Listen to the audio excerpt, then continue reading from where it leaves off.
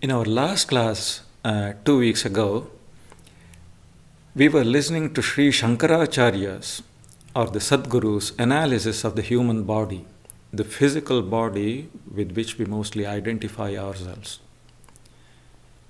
The analysis gave us a fairly good picture of what is known as the Sthula Sharira or gross body in Vedanta.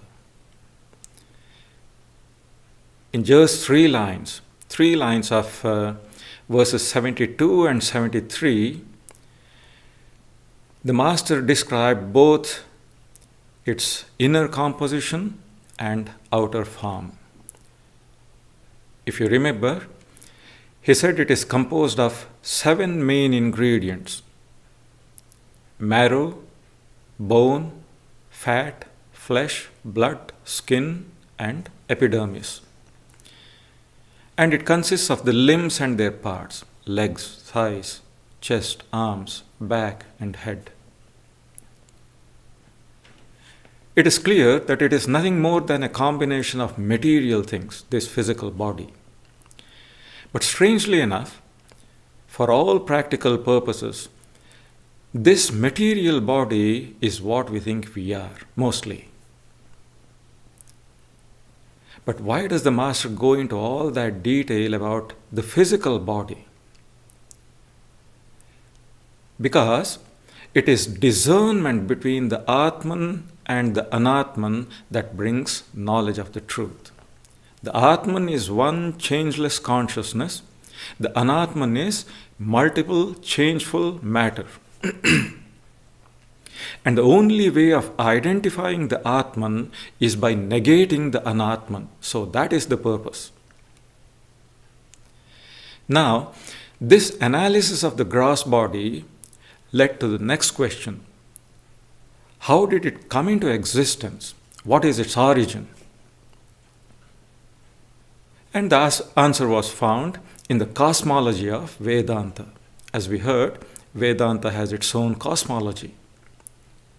And its theory of how matter came into existence is known as Panchikarana, 5-fold combination. And this Panchikarana was outlined in the next 3 lines of verses 73 and 74. But since even as an outline it is extremely brief, and because we are not familiar with these ideas, let us go through the explanation once again. We know about Prakriti, cosmic energy, and its 3 gunas, sattva, rajas, and tamas.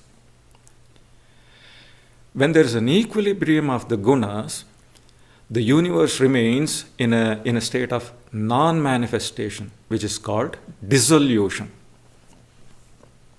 When that equilibrium is disturbed, it starts the process of creation or manifestation of the material universe. And the first element to evolve is space, akasha. From space evolves air, vayu. From air, fire, agni. From fire, water, apa. And from water, earth, Prithvi. At this initial stage of creation, right at the beginning, these 5 elements are still subtle. That means rudimentary, simple, very basic, unmixed. They are not what we mean by space, air, fire, water, and earth. At this stage, they are extremely fine and belong to an entirely different order. But the gross elements are different. They are compounds. They are produced by the combinations of the subtle elements in a certain proportion. Each gross element consists of 1/2 portion of its own subtle counterpart and 1/8 of each of the 4 remaining subtle elements. Each gross element consists of 1/2 portion of its own subtle counterpart and 1/8 of each of the 4 remaining subtle elements. To explain, gross space, for example, gross space consists of 1/2 portion, 50% of subtle space plus 1/8, 12.5% each of subtle akasha, of subtle air, subtle fire, subtle water, and subtle earth. So each gross element contains all 5 of the subtle elements. But its name is derived from the preponderance. Überwiegen. Preponderance is überwiegen. From the preponderance of its particular counterpart. That is to say, whichever subtle element is predominant in the composition, whichever subtle element is predominant in the composition of a given gross element, that subtle element determines the name of that particular gross element. Now, each subtle element has its own special characteristic, its own special property. The unique characteristic of subtle space is sound, shabda. Of subtle air, touch, sparsha. Of subtle fire, form, rupa. Of subtle water, taste, rasa. And of subtle earth, smell, gandha.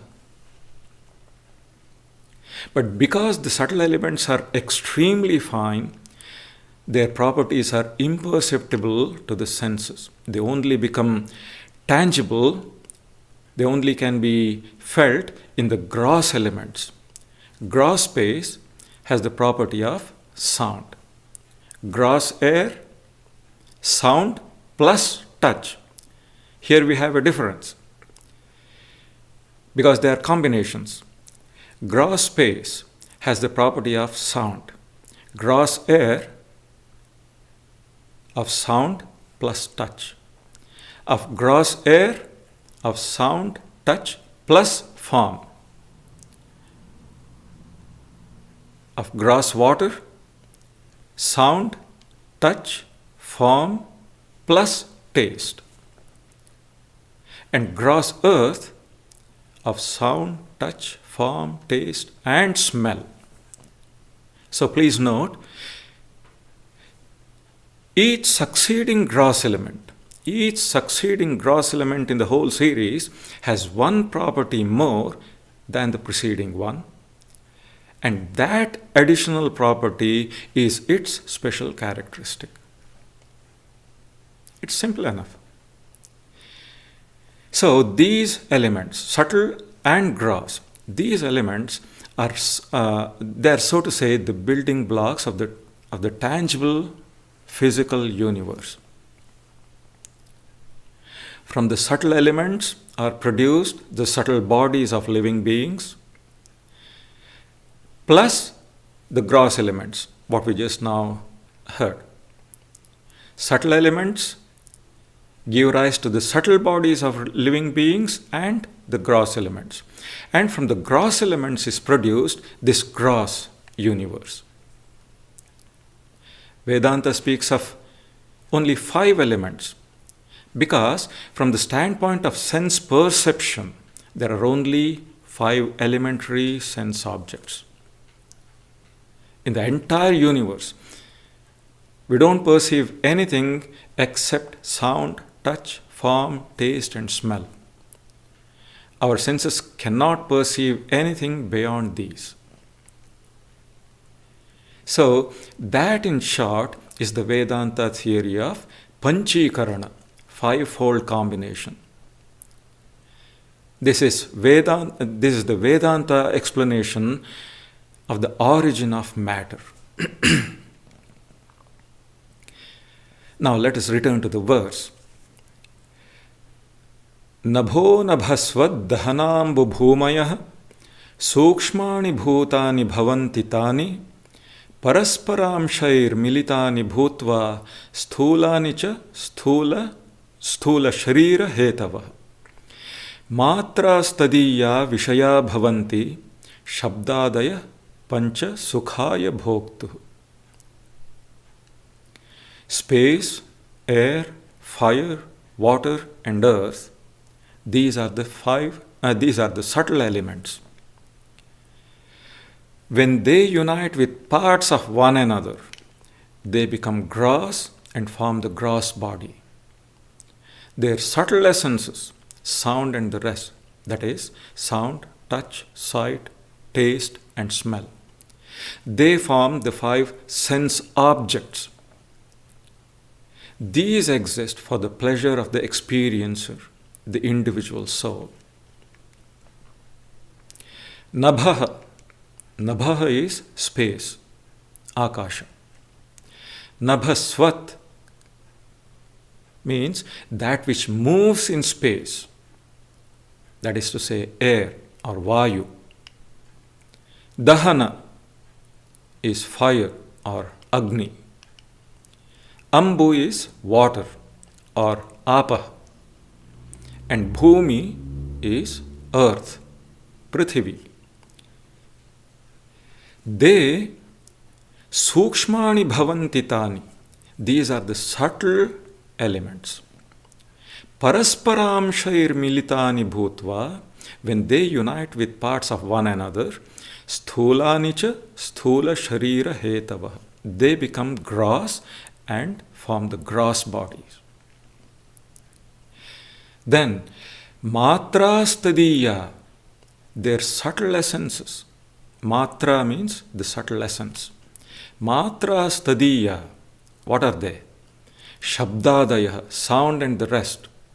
Sound, touch, sight, taste, smell. They pancha vishaya bhavanti. They form the 5 sense objects. So, matra, the subtle essences. Just now I was saying that each subtle element has its own special characteristic, its own unique property. I repeat, the unique characteristic of space is sound, of air, touch, of fire, water. Of fire, form, of water, taste, and of earth, smell. These unique properties of the 5 elements are the 5 sense objects, vishaya. In other words, whatever our senses perceive are all characterized by these qualities: sound, touch, form, taste, and smell. That is why they are called vishayas, objects of perception, objects of experience. Here we come to something interesting. We say we experience the world. We say we interact with it, that we perceive this thing or that thing. But can we really be sure of that? Maybe we are only we are interacting only with the appearance. We are only interacting with the appearance of the world and not with the world itself. There is a difference between substance and attribute. The two are not the same. According to Vedanta, the sense organs are only capable of perceiving attributes, the outer covering, so to say, only the outer covering of the objects and not the objects themselves. We say, I see you. You hear me. But to be precise, neither do I see you, nor do you hear me. My eyes can only see your form, and your ears can only hear my sound. That is the fact. That means, I and you are not the objects of one another's perception. Strictly speaking, it is only our attributes that are the objects of our senses. The thing in itself is always unknown. What we know are only sensations, only sound, touch, form, taste, smell.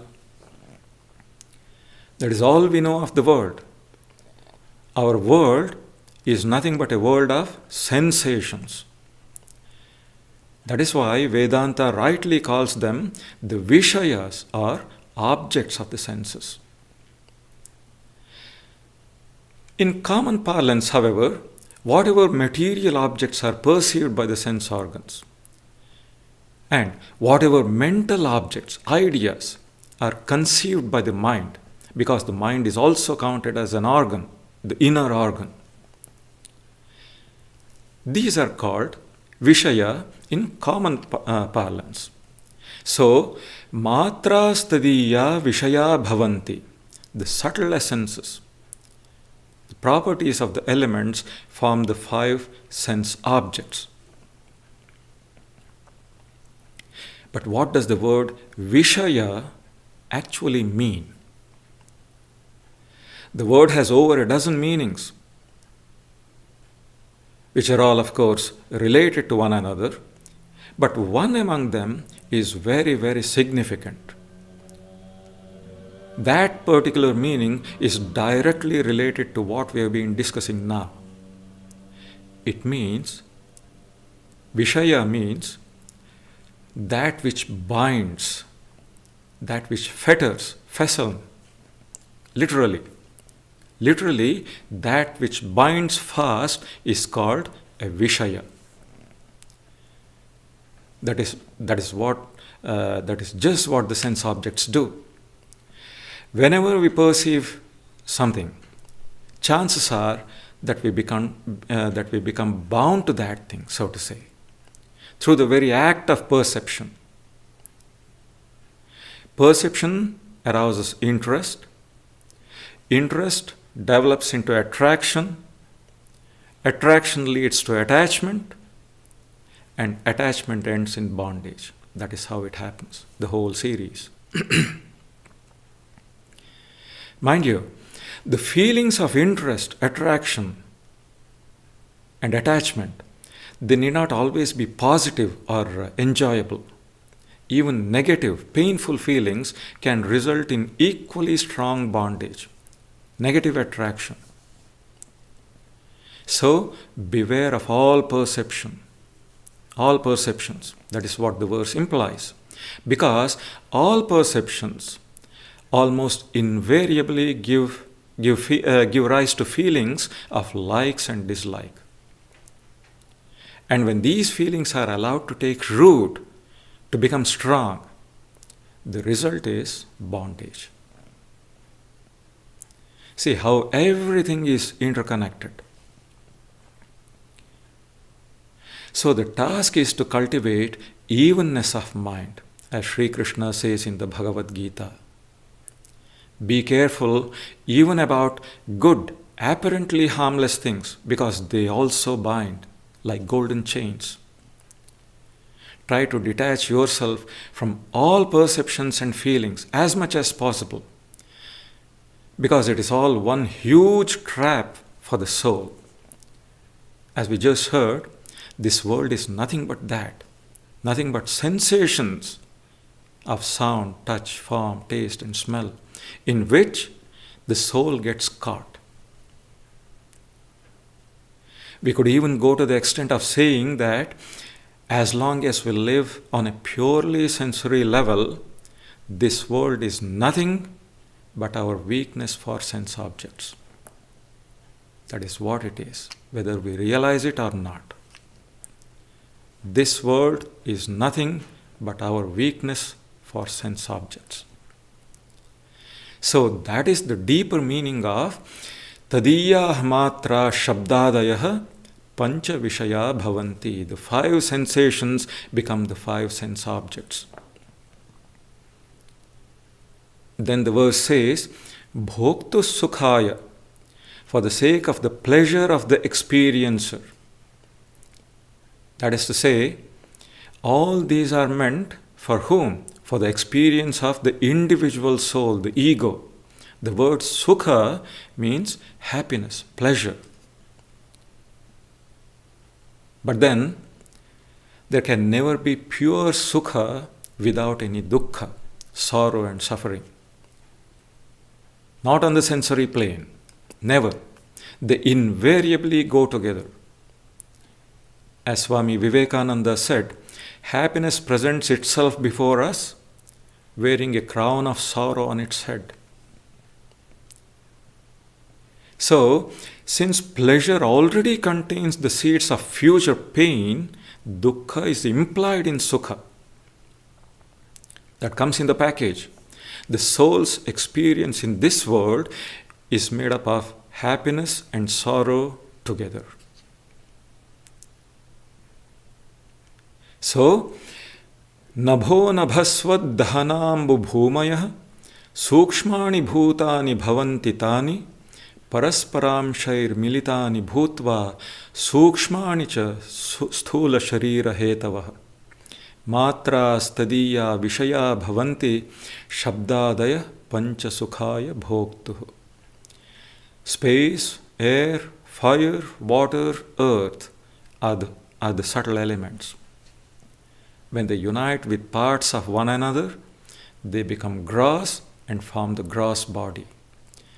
Their subtle essences, sound, touch, sight, taste, and smell, they form the 5 sense objects. These exist for the pleasure of the experiencer, the individual soul.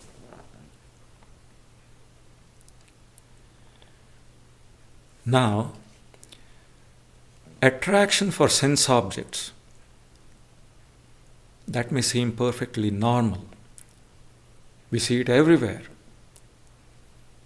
But the danger is, once the attraction grows into attachment, its consequences are terrible.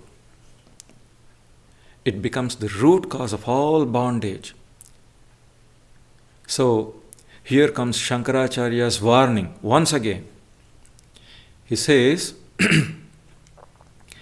Yaeshu mudha vishayeshu baddha ragorupashena sudurdamena ayanti niryanti yadha urdhvamucchaye swakarmadutena javena nitaha. Yaeshu mudha vishayeshu baddha ragorupashena sudurdamena ayanti niryanti yadha urdhvamucchaye swakarmadutena javena nitaha. Those deluded beings who are tied to these sense objects by the stout cord of attachment, so hard to snap, they come and go, up and down, carried forcibly by the messenger of their own karma. Those deluded beings who are tied to these sense objects, by what? By the stout cord of attachment, so hard to snap, they come and go, up and down, carried forcibly by the messenger of their own karma. So that is it. It is as if Shankaracharya is equating people who are deluded by the charm of the sense objects. Deluded by the charm of the sense objects. They are like cattle that yield their necks to a noose. We do it of our own will. We can't help it. Once we let ourselves be caught in the noose, we lose our freedom and cannot get away. Yaeshu mudha vishayeshu baddha. Those deluded beings who are tied to these sense objects. What is the main indicator of delusion? According to Vedanta, it is body identification. One who thinks of oneself as a body is deluded. If we admit this, then we can easily say that almost the whole of humanity is deluded. And that is true. Almost all of us, we think we are bodies. We act as if we are nothing but bodies. All our transactions with the world, with people, with things, everything is based on the body idea. But as long as this wrong notion is present, the danger of attachment is also ever present, whether to people or to things or to places. All of them are Vishaya, things that bind the soul. That is why Vedanta says being in a body is a state of imprisonment.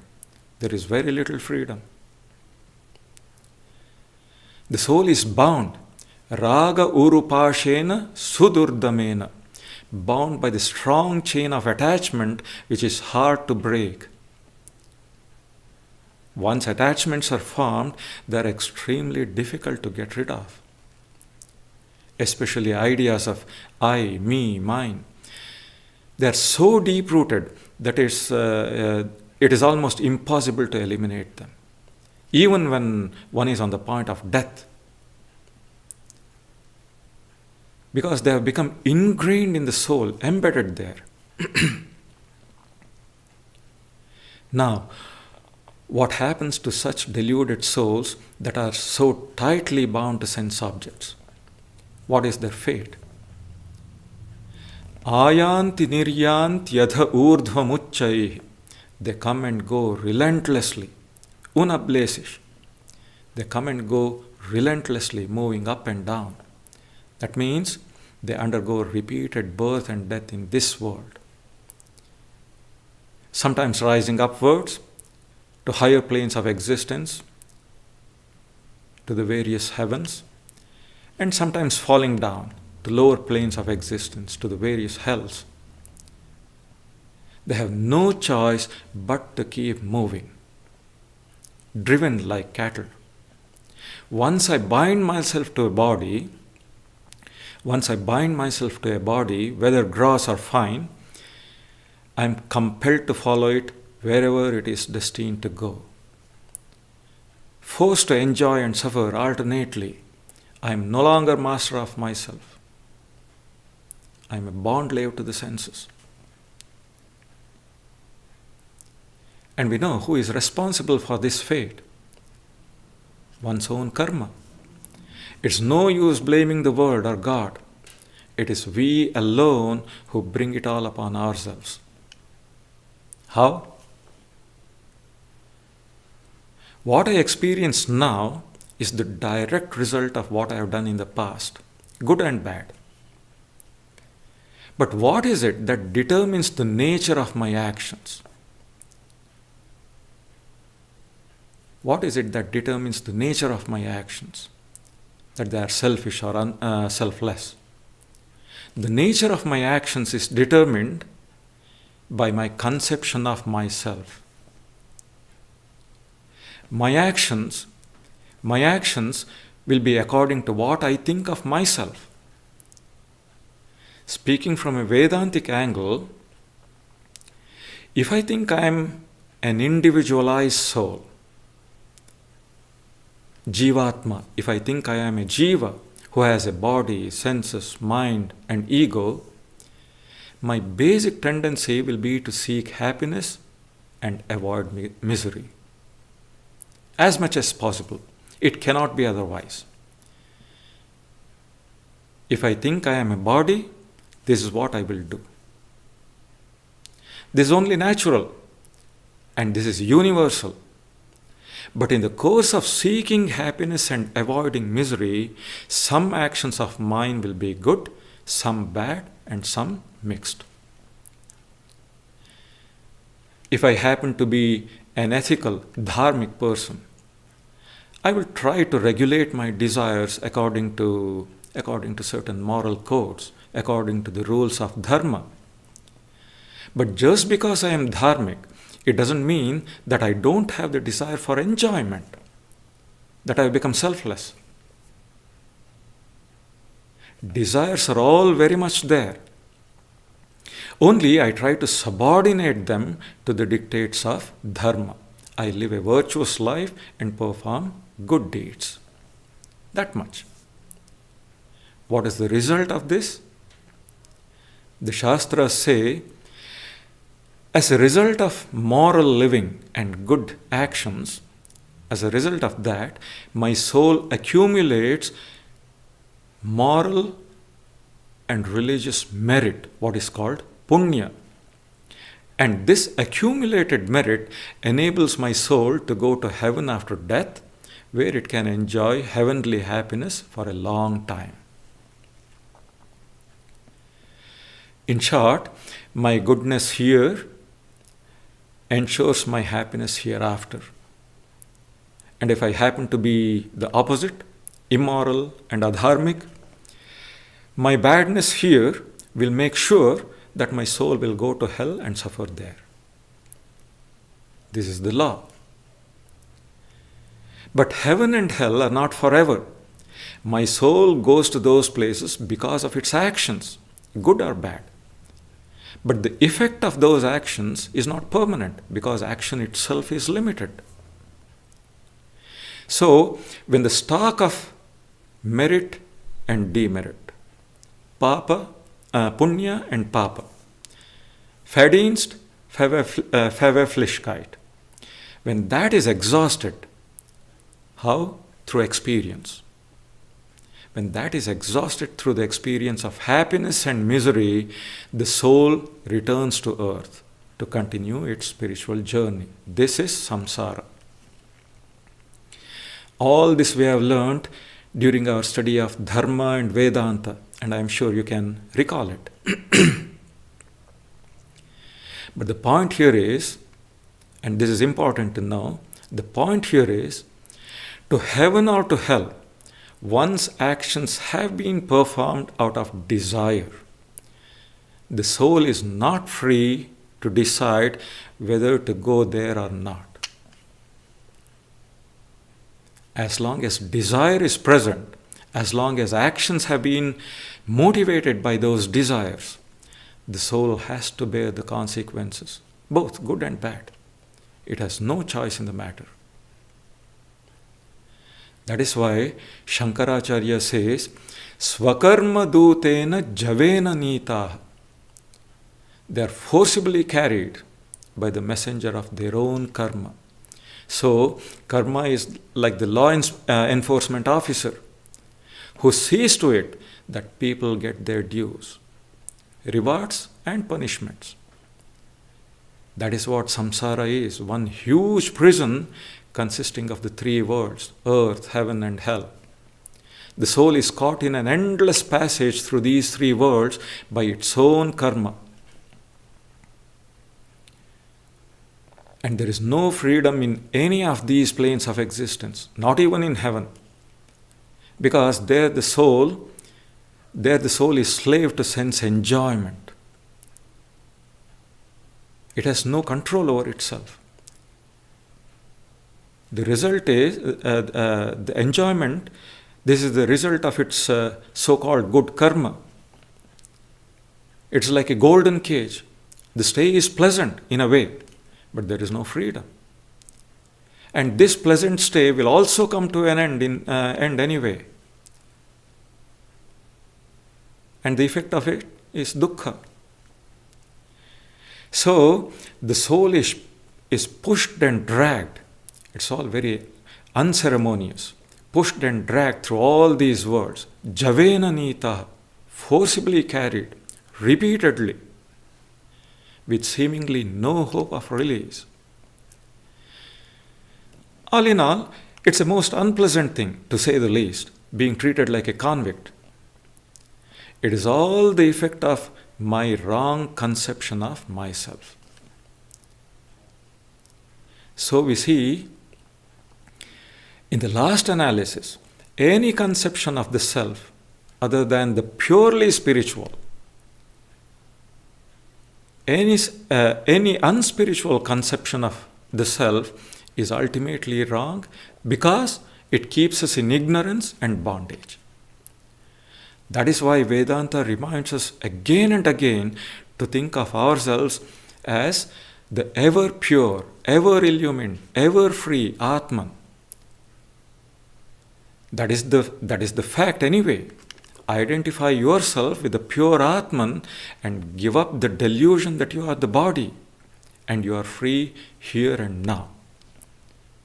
That is the only way to liberation. This is the deeper lesson Shankaracharya wishes to convey through this verse. So, ya eshu mudha vishayeshu baddha ragorupashena sudurdamena ayanti niryanti yadha urdhvamuchai swakarma dutena javena nita. Those deluded beings who are tied to these sense objects by the stout cord of attachment, so hard to snap, they come and go up and down, carried forcibly by the messenger of their own karma. In the following verse also, Shankaracharya continues with this warning, highlighting the danger of sense attraction in graphic language. But before we take that up, there is one special, unique ability that all great world teachers have. No doubt they possess extraordinarily keen intelligences, great powers of observation. But together with that, they have very sharp memories. They never forget what they once see or hear, and they learn from all their experiences. And what makes them great teachers is their unique ability to relate everything with spiritual life. They relate everything with spiritual life. This we can see in the parables of Buddha, Christ, and Ramakrishna. And this we also see in many of Shankaracharya's minor works. The examples and illustrations that they give, it is all taken from what we people see in our day-to-day practical lives. They are common knowledge. But somehow, it is only these great teachers who seem to possess the ability to connect it all to spiritual life. That is something unique to them. We don't learn so much from our experiences. Anyway, in the present verse also, the examples that Shankaracharya uses, they are so authentic and so effective that they leave a vivid impression in our minds for a very long time. We won't be able to forget this for a long time. In fact, this verse, number 76, this is one of the very well-known verses of the Vivekachudamani. So,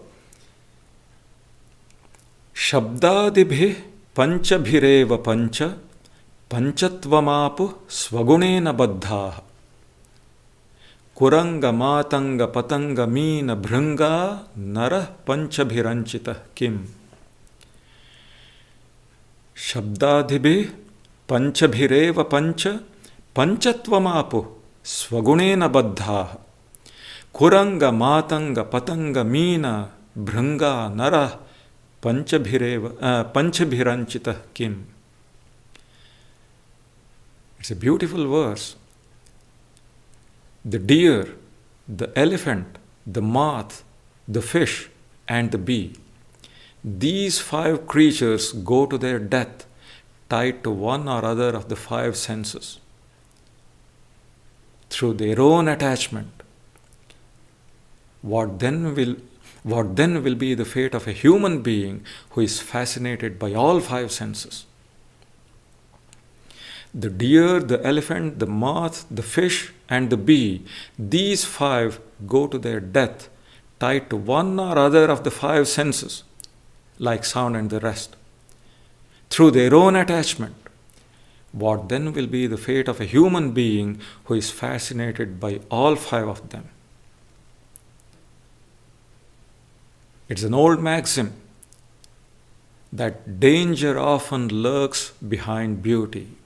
Danger often lurks behind beauty. This is what the verse is alerting us, spiritual aspirants, to. Beware, be wide awake. As soon as you feel a sense attraction, be on your guard. Just a while ago we heard As long as we live on the sensory level, this world is mostly our weakness for sense objects, whether we realize it or not. Not only Shankaracharya here, but also Krishna in the Gita and the great sage Vyasa in his commentary on the Yoga Sutras. They also have given such warnings. In the Gita, at the end of the 3rd chapter, Arjuna asks, it's a famous question.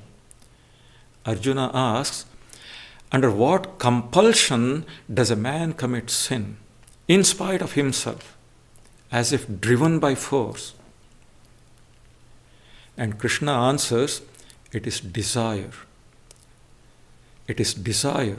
No desire to be your enemy here.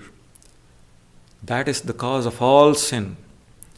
Desire envelops knowledge. Desire envelops awareness as smoke envelops fire. And where does desire reside? Its seat is in the senses. The seat of desire is in the senses, and through the senses, it clouds the awareness and dilutes the soul.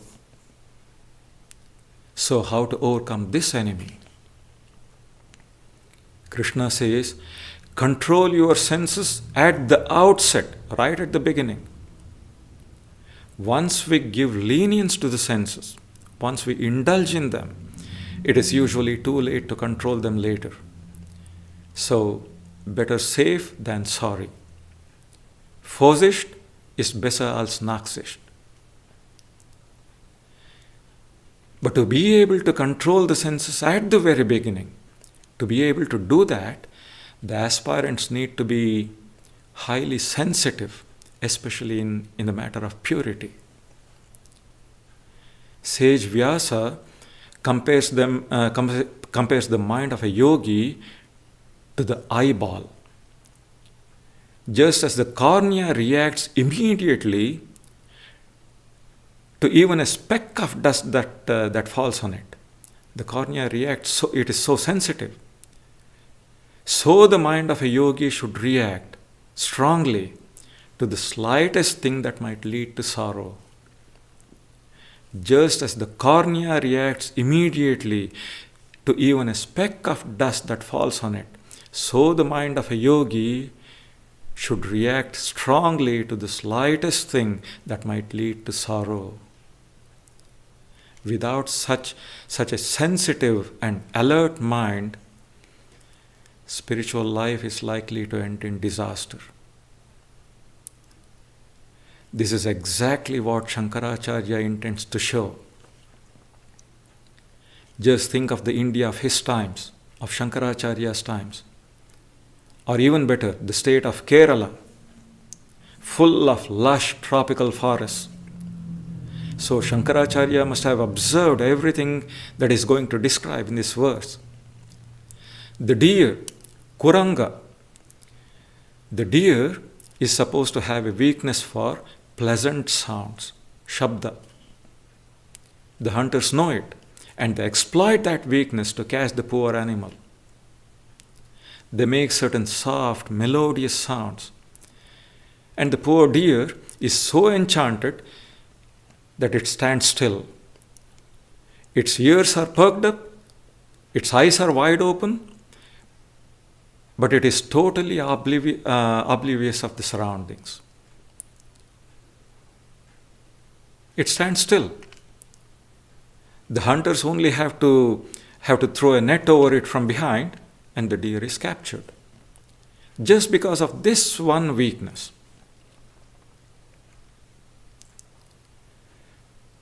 On the other hand, the elephant, Matanga. The elephant is a huge, powerful beast. It can't be caught as easily. But the hunters have found out its weakness also. The elephant is said to be susceptible to touch, sparsha.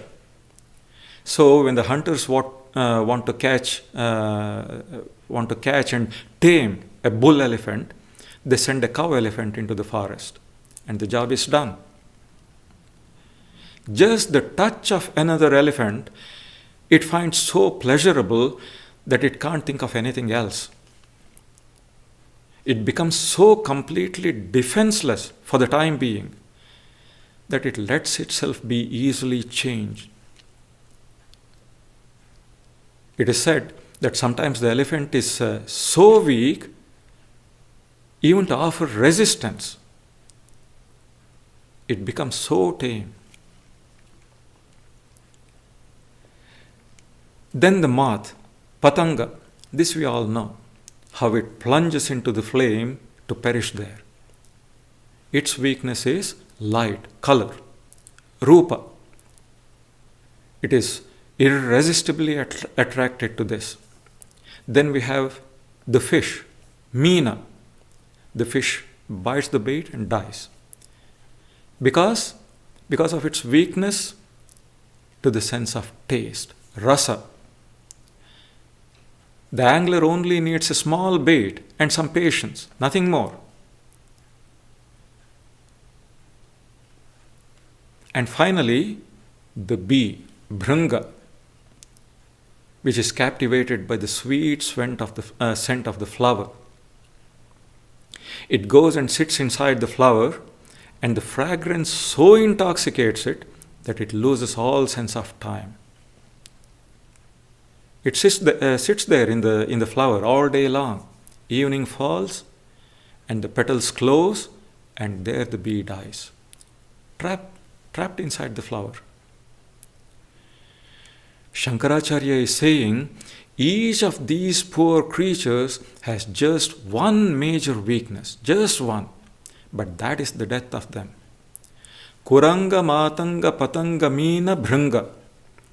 The deer, the elephant, the moth, the fish, and the bee. These pancha, these five creatures, panchatvamapuhu. Panchatvamapuhu means they have gone back to the five elements. That is to say, they have died. It's a euphemism. Because when the body dies, the five elements that made up the body return, they merge into their respective sources. The five gross elements, Akasha, Vayu, Agni, Apa, and Prithvi.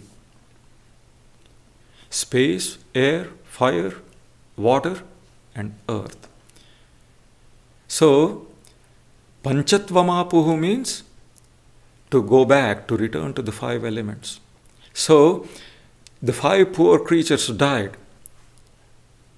How did they meet with their death? Swagunena baddha. Swagunena eva baddha. Because of their own natural attachment. Attachment to what? Shabdadibhe panchabhi. To the five sense objects, sound and the rest. Shabda, sparsha, rupa, rasa, gandha. Sound, touch, form, taste, smell.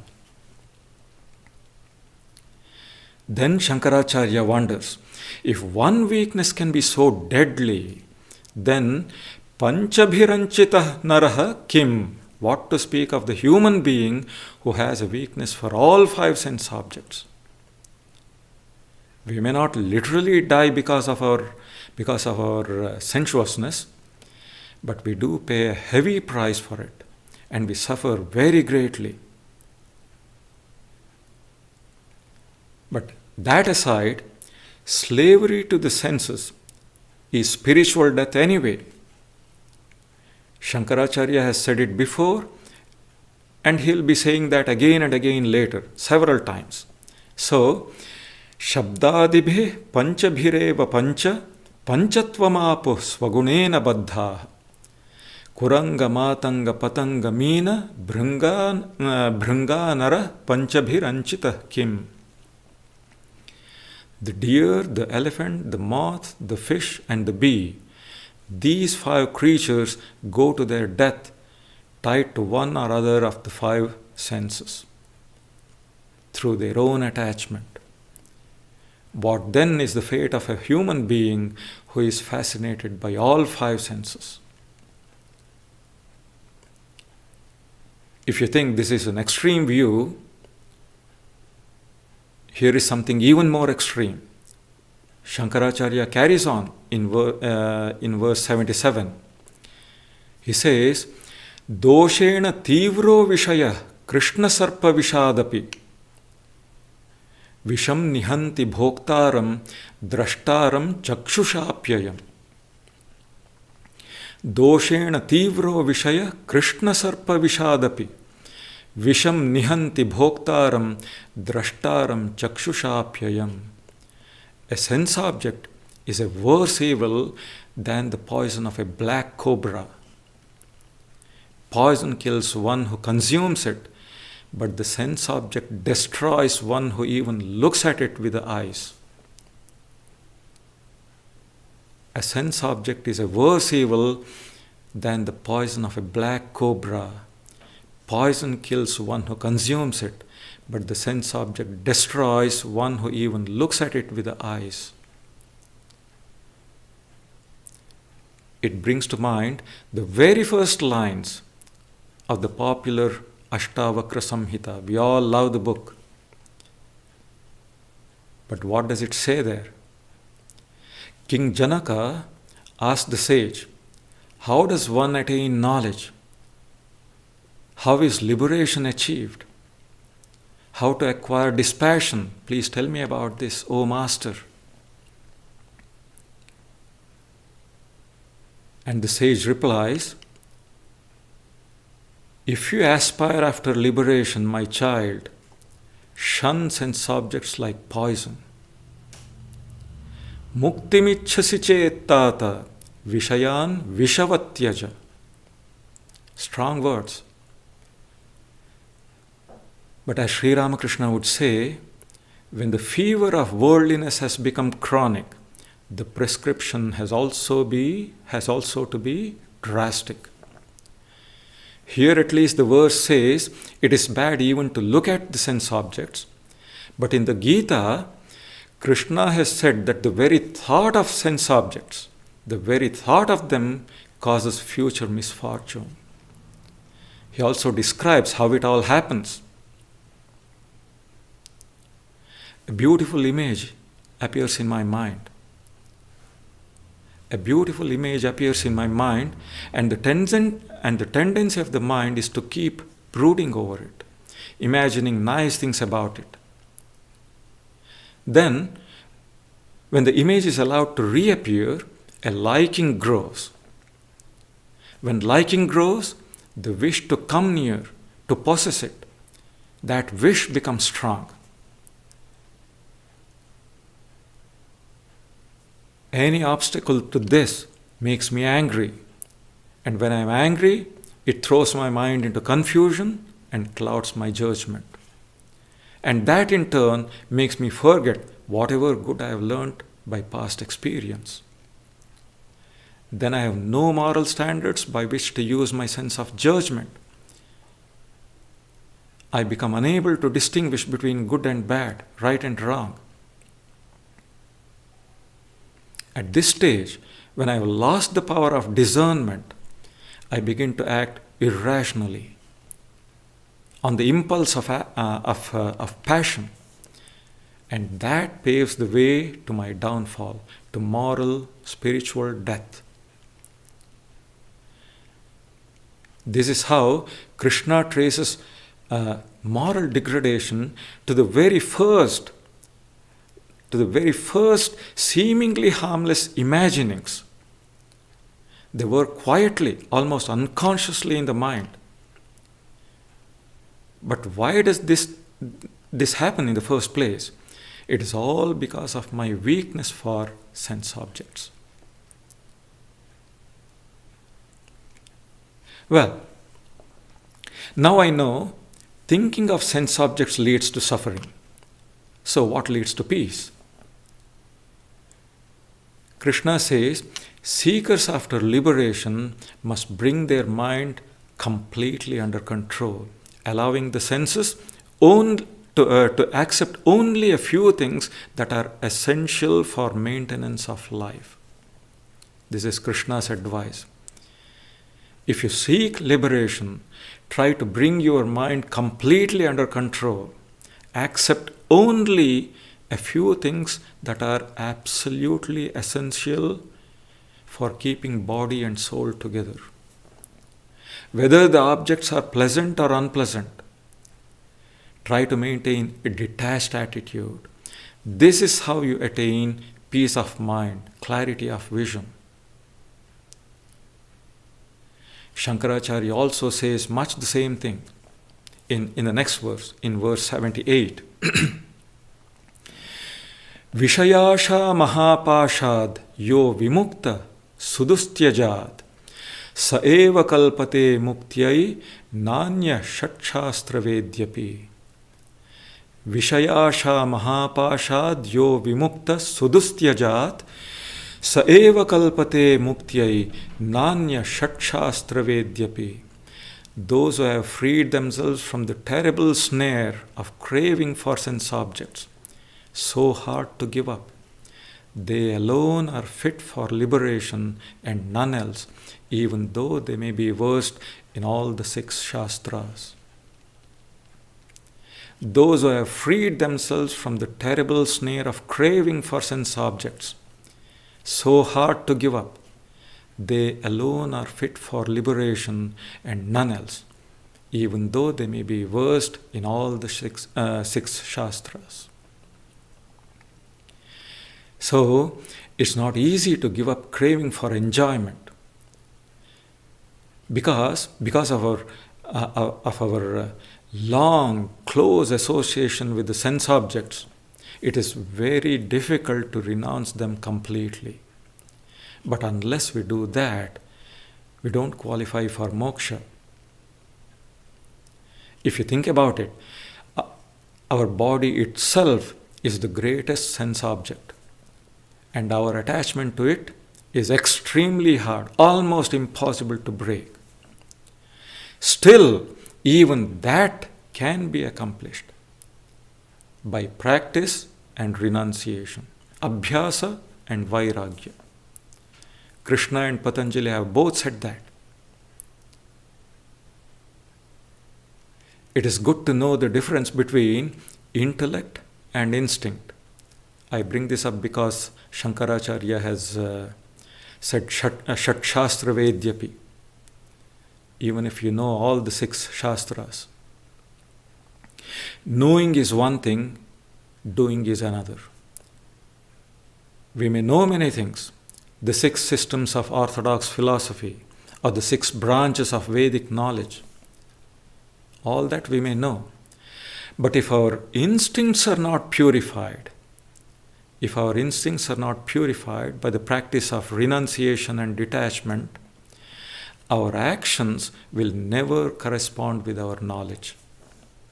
And when the test comes, it is always instinct that wins. However clever, however smart we may be, it is always instinct that will win. This we should know. Our actions are almost always dictated by instincts. They are rarely ever guided by the intellect. We can be sure of this. As Sri Ramakrishna would say, when everything is fine, the parrot will sing Rama Krishna, Rama Krishna. But when the cat falls upon it, it will only scream. So, the instinct for enjoyment is embedded deep within, in the unexplored layers of the mind. Our task is to weaken that. Weaken it and starve it right there. How? By not feeding it, by detaching ourselves from sense objects and renouncing the desire itself, by renouncing the desire for sense enjoyment. That is the only way of freeing ourselves from their dominance, and that is the only way to moksha. So we've reached the end of our time. So here we stop. Thank you.